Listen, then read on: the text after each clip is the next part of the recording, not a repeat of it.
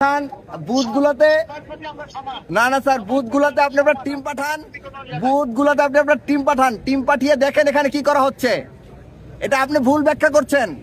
এটা voter slip না, আমি সুস্পষ্ট ভাষায় বলছি, এটা ভোটার স্লিপ না, এটা ভোট চাওয়ার লিফলেট। আপনি চাইলে দেখতে পাবেন ছবি সহ ব্যালট নাম্বার সহ লিফলেট দেওয়া হচ্ছে।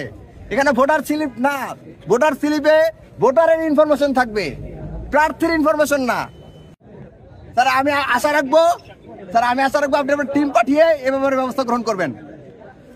প্রিয় সাংবাদিক বন্ধুগণ, আপনারা দেখেছেন যে প্রতিটি কেন্দ্রের পাশে বুথ বসিয়ে লিফলেট বিতরণ করে ভোট চাওয়া হচ্ছে। আপনারা যান, দেখতে পাবেন লিফলেট বিতরণ করা হচ্ছে। ভোটার স্লিপ দেওয়ার নিয়ম রয়েছে, কিন্তু এটা তো ভোটার স্লিপ না। ভোটার স্লিপে কি থাকে বিগত নির্বাচনগুলো আপনার পর্যবেক্ষণ করুন। ভোটার স্লিপের কোনো ব্যাখ্যা কি আপনার এই আচরণবিধিতে আছে? ভোটার স্লিপ মানেটা কি? ভোটার স্লিপ মানে হচ্ছে ভোটারের ইনফরমেশন থাকবে, ভোটারের কোন বুথে ভোট দিতে হবে, কোন রুমে তার ভোট, বা হচ্ছে তার ভোটার নাম্বার কত, এগুলো খুঁজে বের করে দেওয়ার নাম হচ্ছে ভোটার স্লিপ। কিন্তু এখানে দেওয়া হচ্ছে লিফলেট। আপনারা যে দেখেন প্রত্যেকটা বুথে শয়ে শয়ে বিভিন্ন ধরনের বিভিন্ন ডিজাইনের লিফলেট রাখা।